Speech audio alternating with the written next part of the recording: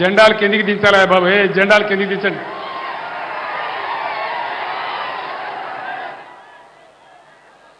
మీరు బీజేపీ ఎంపీని గెలిపించినారు. ఏమన్నా లాభం జరిగిందా నిజామాబాద్ ప్రజలకు? ఏకైనా పని కూడా కాలేదు కదా. నరేంద్ర మోడీ భారత ప్రధానమంత్రి, నేను ముఖ్యమంత్రి అయినాను, ఆయన ప్రధానమంత్రి అయినాడు.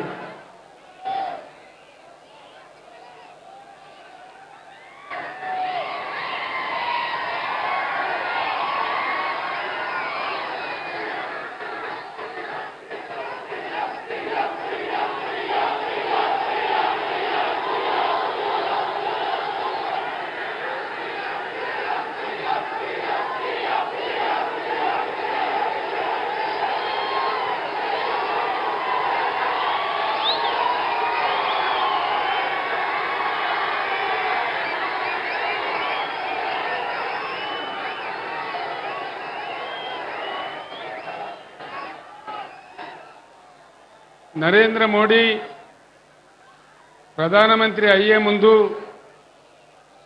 ప్రధానమంత్రి అయిన తర్వాత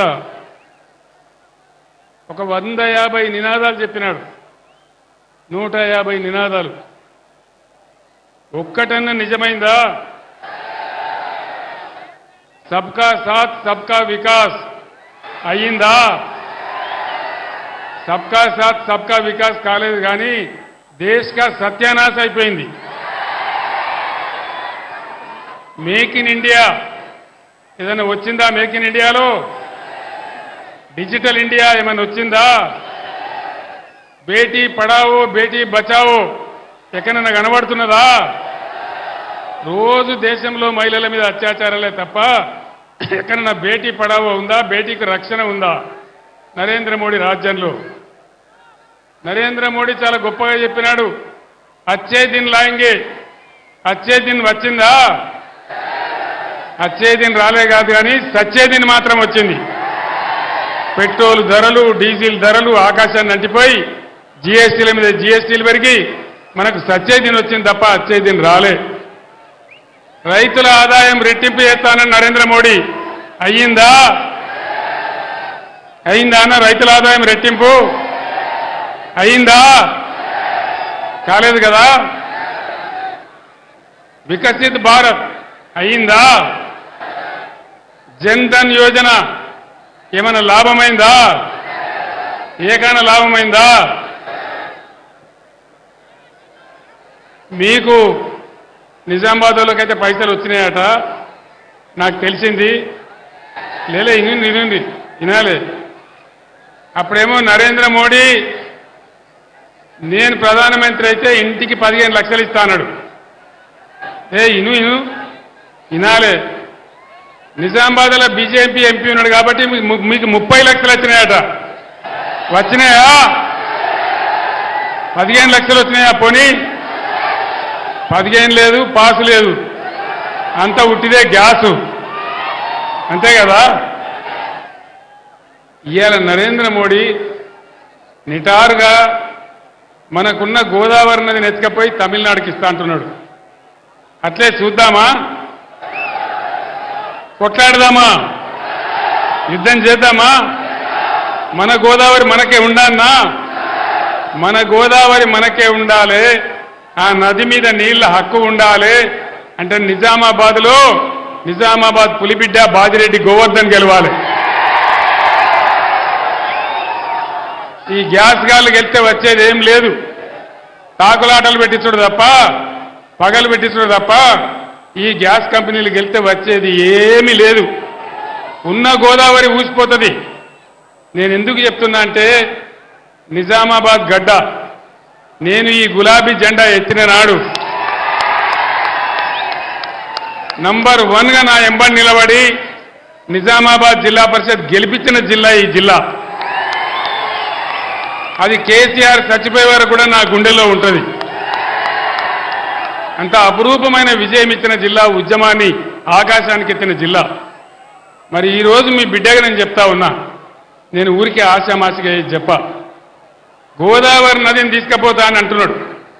ఇలా బీజేపీ ఎంపీలు గెలిస్తే నరేంద్ర మోడీ దగ్గర చేతులు కట్టుకొని నిల్చుంటారు తప్ప నోరు తెరుతారా? మన హక్కుల గురించి తెలిసిండ్రా? నేను ఇంకొక మాట అడుగుతా ఉన్నా. ఏ రాష్ట్రంలో ఎన్ని జిల్లాలుంటే ప్రతి జిల్లాకు ఒక నవోదయ పాఠశాల ఇవ్వాలి. నేను ఒక 150 ఉత్తరాలు రాసిన నరేంద్ర మోడీకి ఇచ్చేండా? ఒక్కటి కూడా ఇయ్యలే. మరి ఒక్క నవోదయ పాఠశాల తెలంగాణ ఇయ్యనటువంటి నరేంద్ర మోడీకి ఇలా బీజేపీకి తెలంగాణ ఎందుకు ఓటేయాలి? దయచేసి యువకులందరూ ఆలోచన చేయాలి. 157 మెడికల్ కాలేజీలు పెట్టిండు నరేంద్ర మోడీ. తెలంగాణకు ఒకటి కూడా ఇయ్యలే. మేమందరం పోయి అడిగినాం, 100 ఉత్తరాలు రాసినాం. కానీ ఒక్కటంటే ఒక మెడికల్ కాలేజీ ఇయ్యలే. ఒక్క మెడికల్ కాలేజీ ఇయ్యనటువంటి నరేంద్ర మోడీకి మనం ఎందుకు ఓటేయాలి? దయచేసి ఆలోచన చేయాలి. ఈ బీజేపీ వాళ్ళు గెలిచి మనకు చేసేదేంది, సాధించేదేంది, మనకు వచ్చేదేంది, ఇంతకుముందు వాళ్ళు చేసిందేంది, జరిగిందేంది ఒకసారి ఆలోచించాలని చెప్పి నేను మీకు మనవి చేస్తా ఉన్నా. నిజామాబాద్ జిల్లా ఒకప్పుడు బంగారం జిల్లా. కాంగ్రెస్ తెలుగుదేశం హయాంలో నిజామాబాద్ జిల్లాను పూర్తిగా ఎండబెట్టినారు. నిజాం సాగర్ మునుగొట్టినారు. గుత్పా అలీ సాగర్ అని చెప్తే అది కూడా సరిగ్గా రాలేదు. తెలంగాణ వచ్చిన తర్వాత బ్రహ్మాండంగా నిజాం సాగర్ను మల్లన్న సాగర్కు లింకు చేసుకున్నాం. కాళేశ్వరం నీళ్ళొచ్చినట్టు చేసుకున్నాం. శ్రీరామ్ సాగర్ పునరుజ్జీవం ప్రాజెక్టు పెట్టుకున్నాం. వరద కాలువను బ్రహ్మాండంగా రిజర్వాయర్గా మార్చుకున్నాం. ఇలా వరద కాలువ గతి ఏం చేసిండు ఈ ముఖ్యమంత్రి ఒకసారి మీరు ఆలోచించాలని చెప్పి నేను మనవి చేస్తా ఉన్నా. కరెంటు సరిగా వస్తుందా? కరెంటు కోతలున్నాయా? మరి ముఖ్యమంత్రి కాంగ్రెస్ రాజ్యమేమో మేము బ్రహ్మాండంగా ఇస్తున్నామని మాట్లాడుతున్నారు. కరెంటు కోతలున్నాయా? ఇంతకు ముందు ఉండేనా? ఇప్పుడు స్టార్ట్ అయినాయా? ఈ విధంగా ఇంకో సమస్య, మిషన్ భగీరథ నీళ్ళు ఎడిపోయినాయి, బ్రహ్మాండంగా నడిచినాయి కదా. పట్టణంలో అయితే పేదవాళ్లకు ₹1 నల్లా కనెక్షన్ ఇచ్చి గ్రామాలలో రూపాయి కూడా తీసుకోకుండా ప్రతి ఇంటికి నల్లా పెట్టించి బ్రహ్మాండంగా మీకు అలాంటి సదుపాయం తెచ్చినాం. ఇలా ఎక్కడికి పోయినాయి ఆ నీళ్లు? దయచేసి ఆలోచించాలని మనవి చేస్తా ఉన్నా. ఇంకో విషయం, గత 5 నెలలుగా కాంగ్రెస్ ప్రభుత్వం వస్తే అరిచేతిలో వైకుంఠం చూపించింది తప్ప 6 గ్యారంటీలోని మోసం చేస్తే ఒక్క గ్యారంటీ కూడా రాలే. ఒక్క స్కీమ్ కూడా అమలు కాలే. ఏ ఒక్క స్కీమ్ రాలే. వచ్చిందా? కళ్యాణ లక్ష్మి తులం బంగారం వచ్చిందా? ఏ నిజామాబాద్లోకి వచ్చిందట కదనే? నిజమానా? వచ్చిందా? వచ్చిందానా? తులం బంగారం తుస్తుమన్నదా? వడ్లు కొంటానరా? 500 బోనస్ వస్తున్నదా? రాలే. బోనస్ బోగసే అయిపోయిందా? అయిపోయిందా? పాత ధర కూడా ఇస్తలేరు. బీఆర్ఎస్ గవర్నమెంట్ ఉన్నప్పుడు కొన్న ధర కూడా కనీసం వస్తలేదు. తడిచిపోయిన ధాన్యం కొనే దిక్కు లేదు. కళ్ళాల మీద ఉన్నాయి. నేను వస్తుంటే మాజీ ఎమ్మెల్యే జీవన్ రెడ్డి చూపించాడు, సార్ ఇవన్నీ తడిచిపోయినాయి, ఇవన్నీ కూడా తడిచిపోయినాయని చెప్పి చూపించినాడు. విద్యార్థులకు ఫీజు రియంబర్స్మెంట్ ఉండే 5 నెలల నుంచి ఒక్కనికొక రూపాయి ఇస్తలేరు. 5 నెలల నుంచి. మేము ఓవర్సీస్ స్కాలర్షిప్ పెట్టినాం. అంబేద్కర్ పేరు మీద, జ్యోతిరావు పూలే మీద పేరు మీద 20 లక్షల రూపాయలు ఇచ్చినాం. పేద విద్యార్థులు విదేశాలకు పోయి చదువుకోవాలని, వాళ్ళ బతుకులు బాగుపడాలని. ఇవాళ అది కూడా బంద్ పెట్టినారు. కేసీఆర్ కిట్ బంద్ పెట్టినారు. సీఎంఆర్ఎఫ్ ఫండ్స్ బంద్ పెట్టినారు. చేనేత కార్మికులకు ఆర్డర్లు ఇవ్వడం లేదు. మళ్ళా తెలంగాణలో చేనేత కార్మికుల యొక్క ఆత్మహత్యలు స్టార్ట్ అయినాయి. పరిశ్రమలన్నీ తరలిపోయే పరిస్థితి వస్తూ ఉంది. మీరందరూ కూడా చూస్తూ ఉన్నారు. ఇది ఎందుకు జరుగుతూ ఉంది? 5 నెలలనే ఎందుకు మారిపోయింది? ఇది కాంగ్రెస్ ప్రభుత్వం యొక్క అసమర్థత కాదా? వీళ్ళు ఏళ్తారా? వీళ్ళు నడిపిస్తారా? 5 ఏళ్ళు జరుగుతుందా? రైతు బంధు వచ్చిందా? రాలేదా? ఇన్ని ఏళ్ళ మోపైంది. మీకు తెలియదు, వస్తూ ఉంది. స్టార్ట్ అయింది. ఏమైంది? ఎందుకు స్టార్ట్ అయింది? బంద్ అయిన రైతు బంధు ఎందుకు స్టార్ట్ అయింది? కేసీఆర్ రథం ఎక్కంగానే, కేసీఆర్ రోడ్డు మీద పడంగానే, కేసీఆర్ పిడికిలి బిగించంగానే దెబ్బకు దయ్యం వదిలింది. ఇవాళ ఎత్తాను రైతు బంధు ఇలా స్టార్ట్ చేస్తా ఉన్నాను. పిచ్చిలేసినాదా? రైతు బంధు స్టార్ట్ చేసినావు అంటే దాని అర్థమైంది, పోరాడకపోతే ఏది జరగదు. కేసీఆర్ బస్ ఎక్కింది కాబట్టి కాలిరిగిపోయినా కుంటున్నా బస్ ఎక్కి గర్జన చేసిండు కాబట్టి రైతు బంధు పడతా ఉంది. ఇగో అందుకే నేను చెప్పేది మీకు దయచేసి మనవి చేసేది, తెలంగాణ యొక్క శక్తి బీఆర్ఎస్, తెలంగాణ బలం బీఆర్ఎస్, తెలంగాణ గలం బీఆర్ఎస్, తెలంగాణ దళం బీఆర్ఎస్. ఇలా బీఆర్ఎస్ పిడికిలి బిగిస్తేనే దెబ్బకు దయ్యం వదిలి ముఖ్యమంత్రికి వణుకుడు పెట్టి రైతు బంధు వేస్తా ఉన్నాడు. కానీ ముందడికి దెబ్బ పెడతారు గ్యారంటీ. 5 ఎకరాల కంటే ఎక్కువ వాళ్ళకి అయ్యారట. ఏం పాపం చేసిండ్రు? 6 ఎకరాల వాళ్ళు తప్పు చేసిండ్రా? 7 ఎకరాల వాళ్ళు తప్పు చేసిండ్రా? ఏం అన్యాయం చేసిండ్రు? వాళ్ళకి అయ్యారట. కాబట్టి నేను చెప్తా ఉన్నా, ఈ ప్రభుత్వం మెడలు వంచి ఇచ్చిన గ్యారంటీలన్నీ అమలు చేయించానంటే ఖచ్చితంగా బీఆర్ఎస్ గెలవాలి. బీఆర్ఎస్ కు శక్తి ఉంటేనే తెలంగాణకు శక్తి ఉంటుంది. మహిళలందరికీ 2500 వచ్చినాయా? వినబడతలేదు. మహిళలకు 2500 రాలే. నిజామాబాద్ వాళ్ళకి ఇచ్చిరట కదనా? రాలేదా? మరి రావన్నంటే ఏం చేయాలి? పిడికిలి బిగించాలి, మెడలు వంచాలి, పోరాటం చెయ్యాలి. కరెంటు చక్కగా రావాలన్నా, వాళ్ళు ఇచ్చిన హామీలు నెరవేరాలన్నా, ఇవాళ దెబ్బకు భయపడి ఎట్లయితే రైతు బంధు వేస్తున్నారో అట్లే అన్ని రావాలంటే ఖచ్చితంగా బీఆర్ఎస్ గెలవాలి. ఇంకొక ముఖ్యమైన మాట, ఒక ఆయన వెనకడికి చెప్పిండట, రేపు మా ఇంట్లో లడ్డూల భోజనం అంటే ఎప్పుడు చూసినా రేపే ఉంటుంది కదా, అంతే కదా? రేపు మా ఇంట్లో లడ్డూల భోజనం అని నువ్వు బోర్డు ఎప్పుడో గదే ఉంటుంది, ఎన్నడు పోయినా రేపే ఉంటుంది. ఏం చెప్పిండి ముఖ్యమంత్రి? కేసీఆర్ 30,000 కోట్లు మాఫ్ చేసిండు, ₹1,00,000 కాడికి మాఫ్ చేసిండు. మీరు పరిగెత్తుని ఉరుకుర్రి, ఇక ఉరికి 2 లక్షలు తీసుకోండి. డిసెంబర్ 9 తారీఖు నాడే 10:30కే 2 లక్షల రుణం మాఫీ అన్నాడు. అయిందా? మరి యాడికి పోయినట్టు? రేపు 2 లక్షల రుణమాఫీ ఇచ్చేదాకా ఈ ముఖ్యమంత్రి మెడలు, ప్రభుత్వం మెడలు వంచి ఆ 2 లక్షల రుణమాఫీ కక్కిచ్చేదాకా బీఆర్ఎస్ కొట్లాడాలి. దానికోసమే బాజిరెడ్డి గోవర్ధన్ గెలవాలి.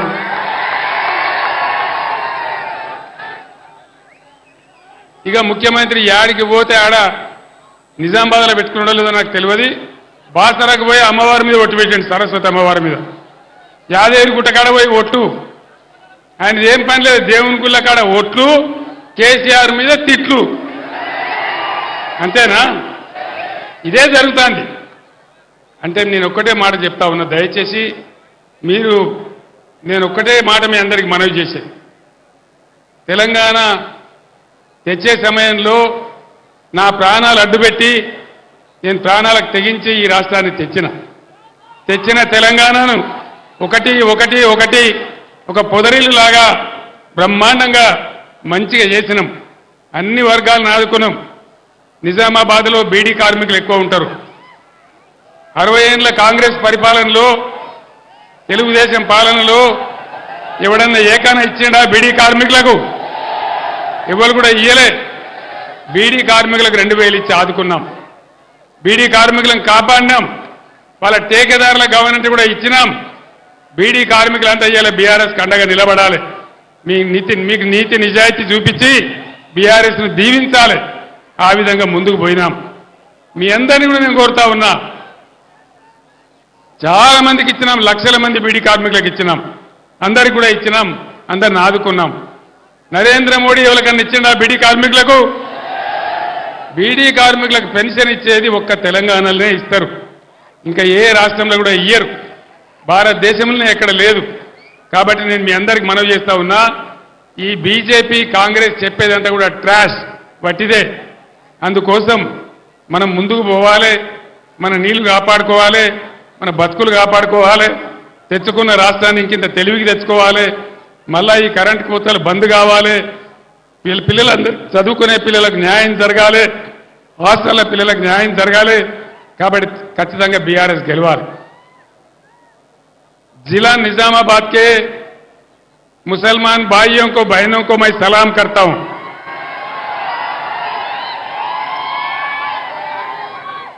మీ లొల్లి ఎందుకు పనికిమాలే లొల్లి? మీరు పిడికెడు మంది లేరు ఉండొచ్చు కదా, ఆగండి, వాళ్ళు వినాలి కదా నేను చెప్పేది। आप लोगों से अदबन गुजारिश करता हूं, एक बार सारे चीज का जांच कीजिए। बीजेपी बहुत खतरनाक पार्टी है। इससे पहले यहां से जो एमपी जीता था वो कितने फिरका परस्त है आप लोग जानते हैं, कितना गंदा है, कितना खतरनाक है आप लोग अच्छी तरह से जानता है। उसको हर हालत में यहां हराना है। अब अच्छा मौका है। मैं आप लोगों को बता रहा हूं, कांग्रेस आज तीसरे दर्जे पे है, 20% से कम है। कहीं आप गुमराह हो जाके कांग्रेस को वोट देंगे, फिर से यहां बीजेपी एमपी जीत जाएगा। सोच लीजिए आप लोग, मेरा बात सोचो, गुमराह नहीं होना। ये तेलंगाना सबका तेलंगाना है, सेक्युलर रियासत है। हमारे 10 साल के दौर में एक भी दंगा फसाद हमने नहीं होने दिया और सबको साथ लेके चला। मुसलमानों के डेवलपमेंट के लिए मैंने 12,000 करोड़ रुपए खर्च किया। मुसलमान बच्चों के लिए कितना बेहतरीन मैं रेसिडेंशियल स्कूल खोला और निजामाबाद शहर में कितने ऐसे स्कूल है आप लोग जानते हैं। कैम्ब्रिज में हमारे बच्चे किस अंदाजे में पढ़ रहे हैं, वो डॉक्टर बन रहे, इंजीनियर बन रहे, सब कुछ बन रहे।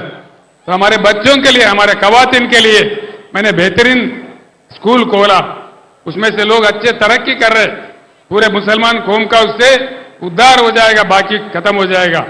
इसीलिए आप लोग गौर कीजिए, जानिए, सब लोगों से मालूम कीजिए हालात का क्या हालत है, देख लीजिए, बीआरएस का ताउन कीजिए। मैं पहले कहा, निजामाबाद शहर में कई बार मैं आया, जब जद्दोजहद कर रहा था तेलंगाना के लिए, उस टाइम मैं आया था। हमेशा मैं कहता था, अल्लाह के घर में देर है लेकिन अंधेर नहीं है। और अल्लाह का करम हुआ, इसीलिए तेलंगाना रियासत हासिल हुआ। अच्छा खासा चल रहा था। खैर कल परसों के असेंबली इलेक्शन में हम डिफीट हो गए, कोई बात नहीं है, लेकिन तेलंगाना के लिए हर वो कौम के लिए, तेलंगाना के लिए हर वो शख्स के लिए लड़ने वाला इकलौता पार्टी है बीआरएस पार्टी, कोई दूसरा नहीं लड़ेगा। आपने देखा 60 साल का कांग्रेस दौर में क्या हुआ मुसलमानों के साथ। वो बहला फुसलाते हैं, झूठे वायदा करते हैं, लेकिन कुछ नहीं देते हैं, कुछ करते नहीं है, मीठी मीठी बातें करते हैं, कुछ नहीं देते हैं।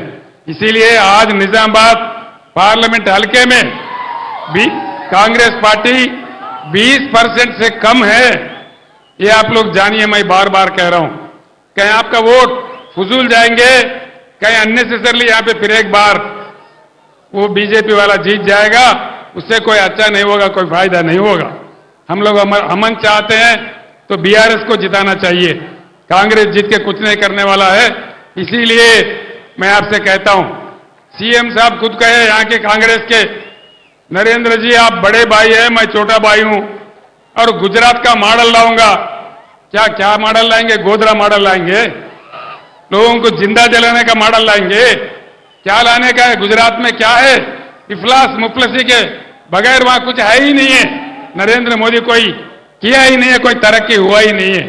इसीलिए आप लोग गौर कीजिए, सोचिए। मैं फिर एक बार आपसे अदबन गुजारिश करता हूं, ये मौका है बीजेपी का हराने का।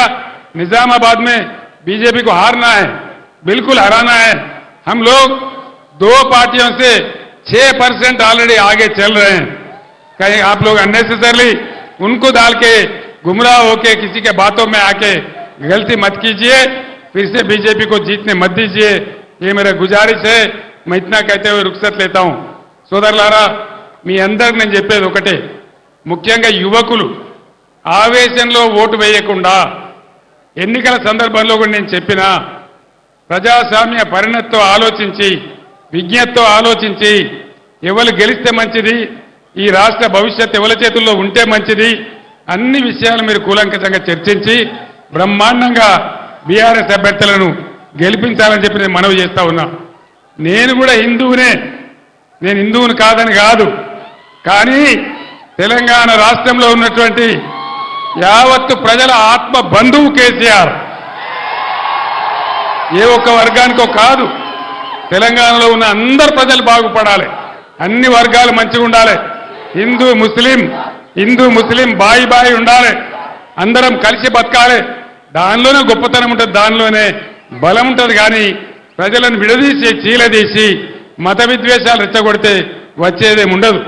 మీ ఎంపీ నోరు ధరిస్తే ఎటువంటి మాటలు ఉంటాయో మీకు తెలుసు, ఎంత గందరగోళం ఉంటుందో మీకు తెలుసు. ఇలా నరేంద్ర మోడీని నేను అన్ని విషయాలలో వ్యతిరేకించిన కాబట్టి నా బిడ్డ కవితను కూడా అరెస్ట్ చేసి జైల్లో పెట్టినారు. అయినా నేను భయపడను, కాంప్రమైజ్ గాను. ఎట్టి పరిస్థితులలో పోరాటం చేస్తే తప్ప కేసీఆర్ ఏనాడు కూడా లొంగిపోయలేదు, ఇప్పుడు కూడా లొంగిపోయే ప్రసక్తి లేదు. 600 సరే లొంగిపోయే ప్రసక్తి లేదు. ఇంకో మాట కూడా నేను మనవి చేస్తా ఉన్నా, నరేంద్ర మోడీకి మెజారిటీ వస్తలేదు, తుస్సుమన్నది. 400 पार गिर 100 पार 100 पार हो गया, कोई पार नहीं है, 210 है तो ज्यादा बोल के लोग बोल रहे.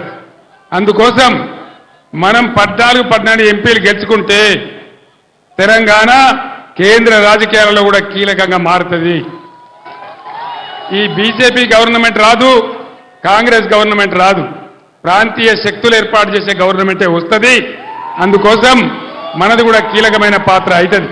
కాబట్టి దయచేసి ఈ రాష్ట్రంలో బీజేపీ వాళ్ళందరినీ ఓడించింది బీఆర్ఎస్ పార్టీ, కాంగ్రెస్ పార్టీ కాదు. కాంగ్రెస్ బీజేపీ కుమ్మక్కైతాయి, రాత్రికి రాత్రి ఒకటైతాయి, ఆ మోసం కూడా చేస్తారు. కాబట్టి దయచేసి మీ అందరినీ నేను కోరేది, రైతులకు ఎట్లయితే ఇలా గవర్నమెంట్ దిగొచ్చి రైతు బంద్ వేస్తున్నదో అదేవిధంగా అన్ని హామీలు అమలు కావాలంటే, కరెంటు చక్కగా రావాలంటే, విద్యార్థులకు న్యాయం జరగాలంటే, కృష్ణా గోదావరి నదుల నీళ్లు మనకే దక్కాలంటే బీఆర్ఎస్ అయితేనే పేగులు దిగేదాకా కొట్లాడుతుంది. కాబట్టి దయచేసి ఏమరపాటున ఉండకుండా బీఆర్ఎస్ అభ్యర్థి బాజిరెడ్డి గోవర్ధన్ గారిని గెలిపించాలని నేను మీ అందరినీ కోరుతూ నేను సెలవు తీసుకుంటా ఉన్నా. జై తెలంగాణ.